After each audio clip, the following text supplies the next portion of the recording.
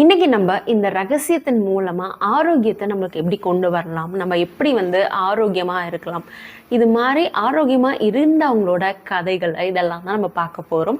கடைசி வீடியோல இந்த ரகசியத்தின் மூலமா நம்மளுக்குள்ள வாழ்க்கையில நம்மளுக்கு வேண்டிய உறவுகளை எப்படி கொண்டு வரலாம், அதுக்கான என்னென்ன குவாலிட்டிஸ் எல்லாம் நம்ம கிட்ட இருக்கணும் அப்படின்லாம் பார்த்துருந்தோம்.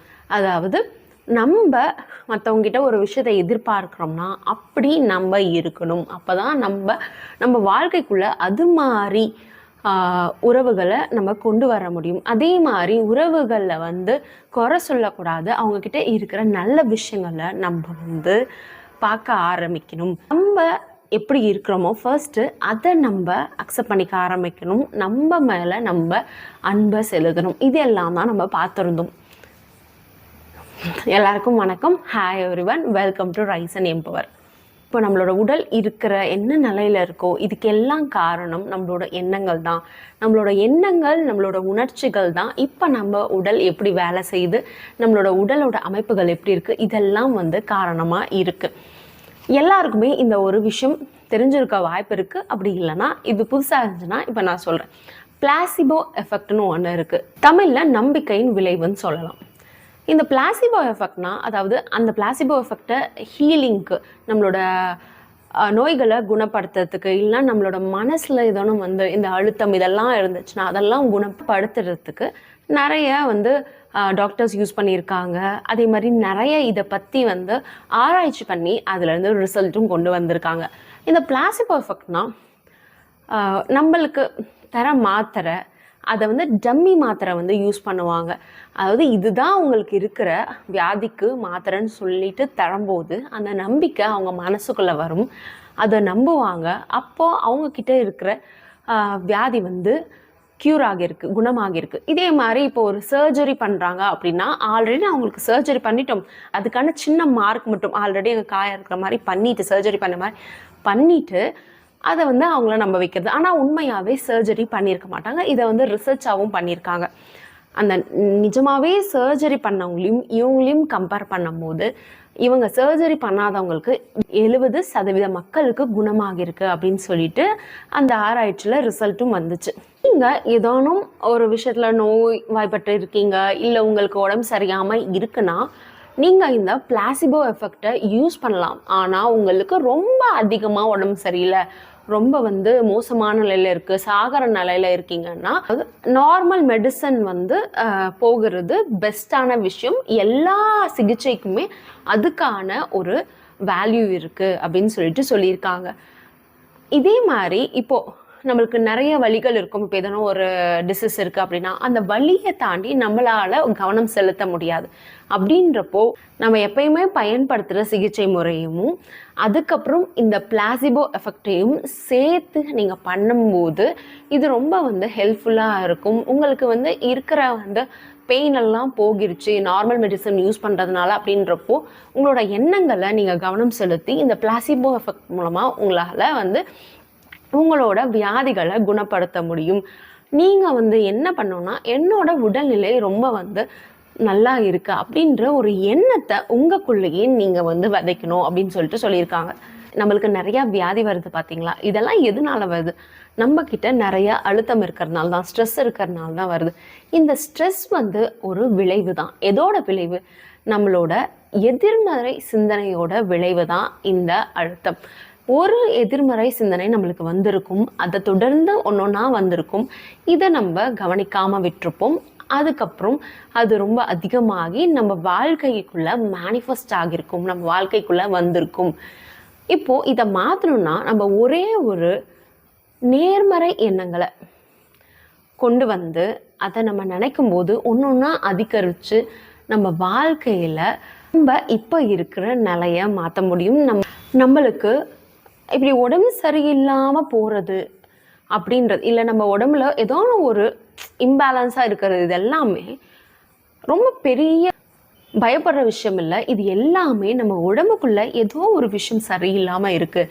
நம்ம அன்பாக இல்லாமல் இருக்கிறோம், நம்ம சந்தோஷமாக இல்லாமல் இருக்கிறோம், நம்ம நன்றி உணர்வோடு இல்லாமல் இருக்கிறோம் அப்படின்ற ஒரு விஷயத்தை காட்ட தான் வருது.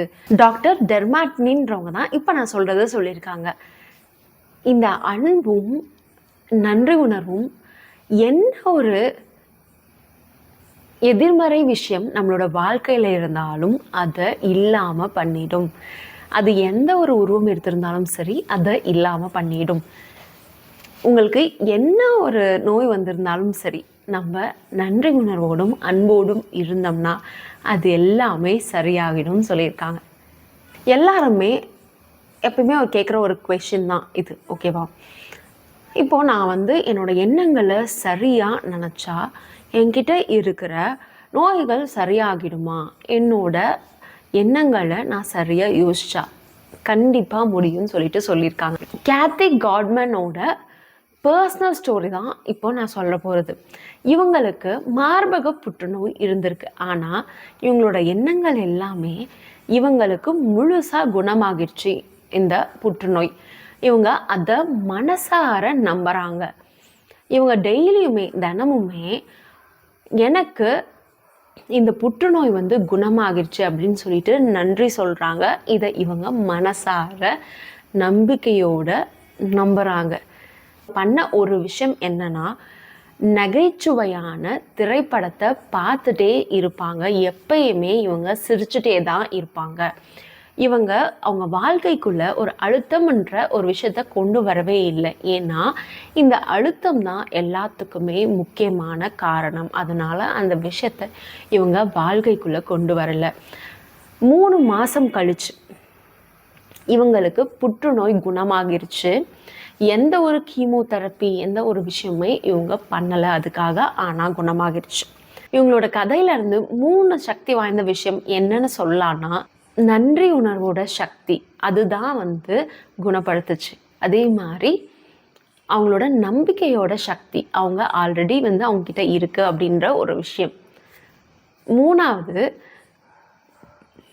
அவங்க எப்பயுமே சிரிச்சுட்டே இருந்தாங்க, ஆனந்தமாக இருந்தாங்க.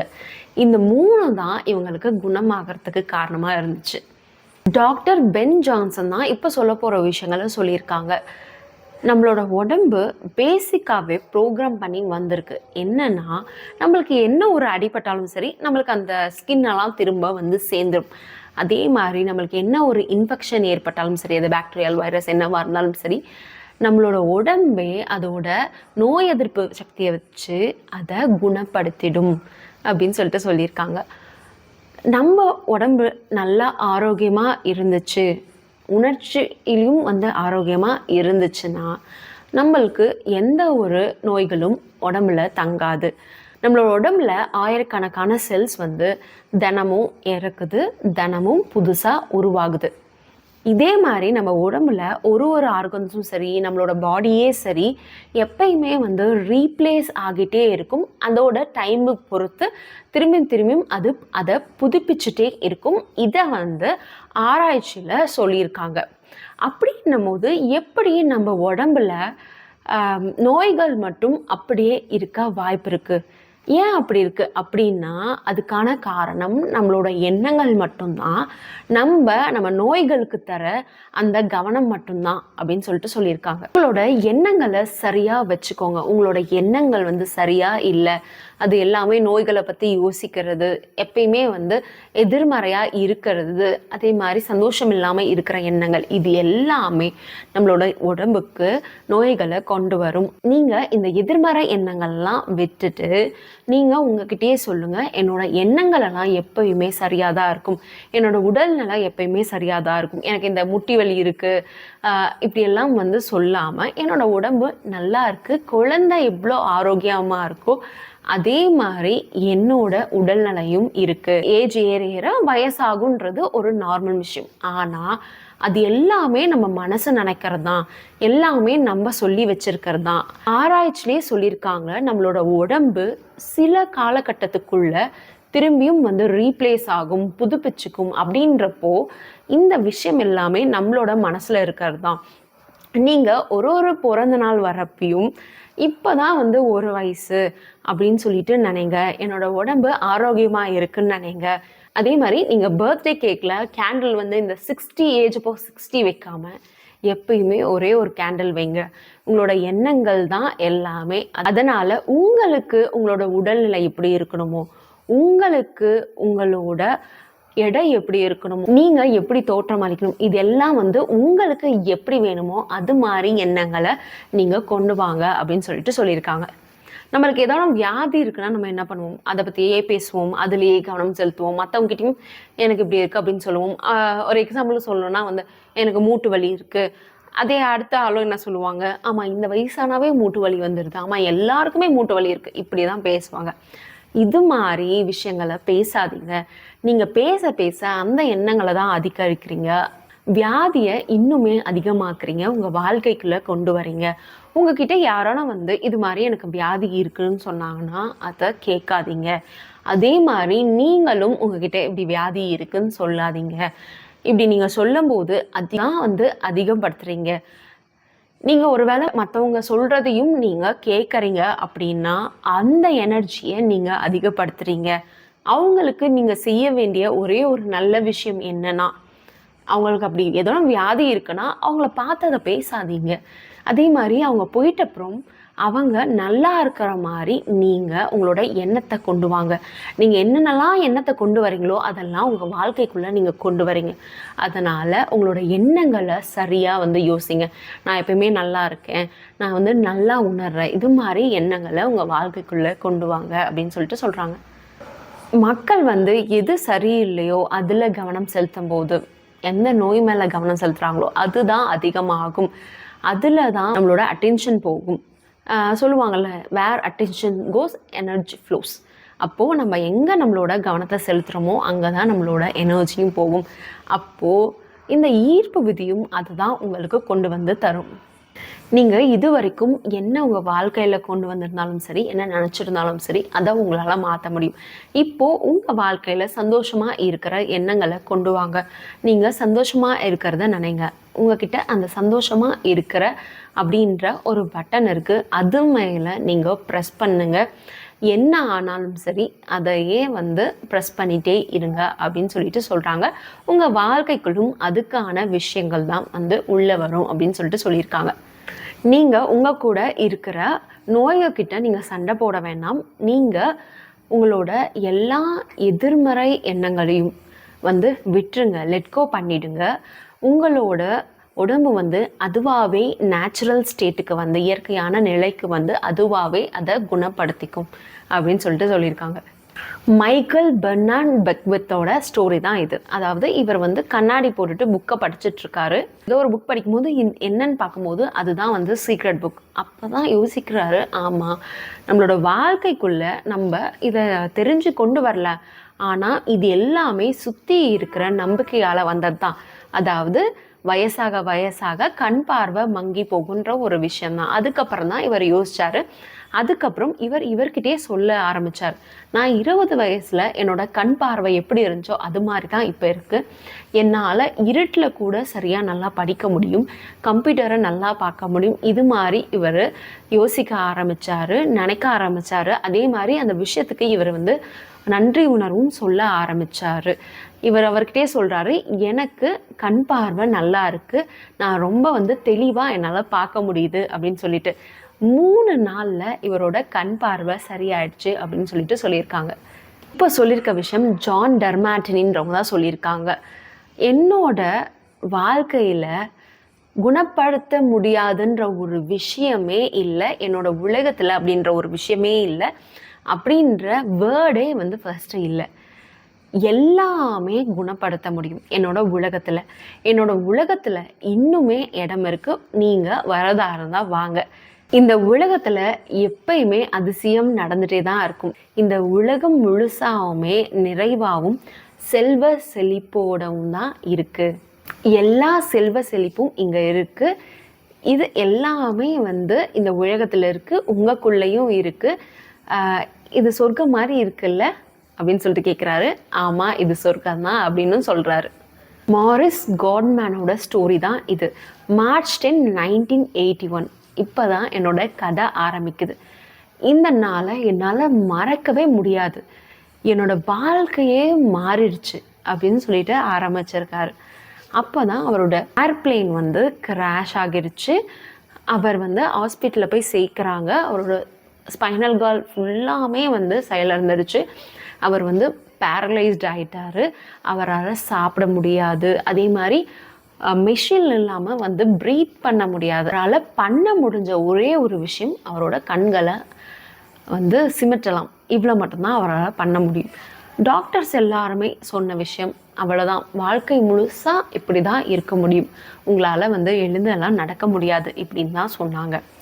அவங்க இதெல்லாம் சொன்னாங்க. ஆனால் இதெல்லாம் எதுவுமே பெரிய விஷயம் இல்லை. நான் என்ன நினைக்கிறேன், என்னால் கண்டிப்பாக இந்த மருத்துவமனையை விட்டு வெளியே போக முடியும், நடந்து போக முடியும். எனக்கு இந்த மருத்துவமனையில் தேவைப்படுறது எல்லாமே என்னோட மனசு மட்டும்தான். என்னோட மனசை நினச்சா கண்டிப்பாக எதையுமே திரும்ப மாற்ற முடியும். இவரால் சுவாசிக்க கூட முடியாது, அதனால அந்த ரெஸ்பிரேட்டர் வச்சு தான் இவரால் சுவாசிக்க முடியும். இப்படியெல்லாம் எல்லாத்துக்கும் வந்து இவங்க எக்ஸ்பிளைன் பண்ணுறாங்க. ஆனால் இவர் அதை ஏற்றுக்கல. இவர் உள்ளே இருக்கிற வாய்ஸ் நல்லா வந்து மூச்சை இழுத்து விடு அப்படின்னு சொல்லுதுன்னு சொல்லிட்டு இவர் சொல்கிறாரு. இவங்கெல்லாம் நிறைய எக்ஸ்பிளேஷன் தராங்க. ஆனால் அதெல்லாம் என்னோட மனசு எதுவுமே எடுத்துக்கல. ஏன்னா அதெல்லாம் என்னோட கோலை விட்டு டிஸ்ட்ராக்ட் பண்ணிடும். இவரோட கோல் எல்லாமே கிறிஸ்மஸ் அப்போ இவர் குணமாகிடுவார். அதே மாதிரி இவர் குணமாகிட்டார். இவரோட 2 பாதத்தின் மூலமாக அவர் அந்த மருத்துவமனையை விட்டு வெளியே நடந்து போகிறாரு.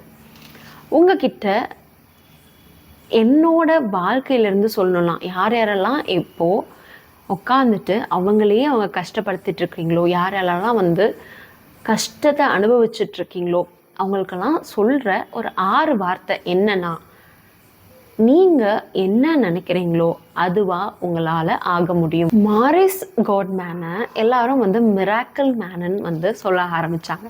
இவரோட கதையை வந்து இந்த சீக்ரெட்டுக்காக எடுத்தாங்க. ஏன்னா அது ரொம்ப பவர்ஃபுல்லாகவும் மற்றவங்கள இன்ஸ்பயர் பண்ணுற மாதிரியும் வந்து இருந்துச்சு. மனுஷனோட மனசுக்கு அளவில்லாத சக்தி இருக்கிறத இந்த கதை உணர்த்துச்சு. அவருக்கு தெரியும் எதுவுமே முடியாது அப்படின்ற ஒரு விஷயமே கிடையாது. நம்ம நினச்சா நம்புனா அதை நம்ம இமேஜின் பண்ணால் கண்டிப்பாக அதை மாற்ற முடியும். அவரோட வாழ்க்கையில் நடந்த பெரிய சவாலை அவரோட வாழ்க்கையோட பெரிய பரிசாக அவர் மாற்றினாங்க. இவரோட கதை நிறைய பேரை இன்ஸ்பயர் பண்ணுச்சு. இந்த ரகசியம்ன்ற ஒரு ஃபிலிம் வந்து ரிலீஸ் ஆகிட்டப்புறம் இதை நிறைய பேர் வந்து பார்த்து அவங்களோட உடம்புல இருக்கிற நிறைய வியாதிகளை குணப்படுத்த ஆரம்பித்தாங்க, ஆரோக்கியமாக ஆரம்பித்தாங்க. நம்ம ஒரு விஷயத்த நம்பினா கண்டிப்பாக வந்து அதை நடக்கும். எல்லா விஷயமுமே பாசிபிள், நம்ம அதை நம்பினா. இந்த பிரபஞ்சத்தில் இருக்கிற எல்லாமே அதிர்வலைகளாக தான் இருக்குது. நம்மளுக்கு வேண்டிய விஷயத்தை அடையணும்னா நம்ம அந்த அதிர்வலைகளை அதுக்கேற்ற மாதிரி மாற்றணும். இல்லை நம்ம இப்போ எப்படி இருக்கிறோமோ அதுக்கு ஆப்போசிட்டான அதிர்வலைகளை வந்து கொண்டு வரணும். அப்படி கொண்டு வந்தால் நம்மளுக்கு என்ன வேணுமோ அது கண்டிப்பாக கிடைக்கும். அது உங்களோட நோய்களை குணப்படுத்துறதா இருக்கட்டும், இல்லை உங்கள்கிட்ட நிறைய எமோஷ்னல் இஷ்யூஸ் இருந்துச்சு அப்படின்னா அதையும் உங்களால் குணப்படுத்த முடியும் அப்படின்னு சொல்லியிருக்காங்க. அவ்வளோதான், இன்றைக்கி வீடியோ முடிஞ்சிருச்சு. கண்டிப்பாக எல்லாருக்குமே வந்து யூஸ்ஃபுல்லாக இருந்திருக்கும். எல்லாருக்கும் வந்து தேங்க்யூ, எல்லாருக்கும் நன்றி. உங்களோட நேரத்தை செலவழித்து இந்த காணொலியை வந்து பார்க்குறதுக்கு. நம்ம அடுத்த வீடியோவில் பார்க்கலாம். எல்லாருக்கும் நன்றி, தேங்க்யூ, பாய்.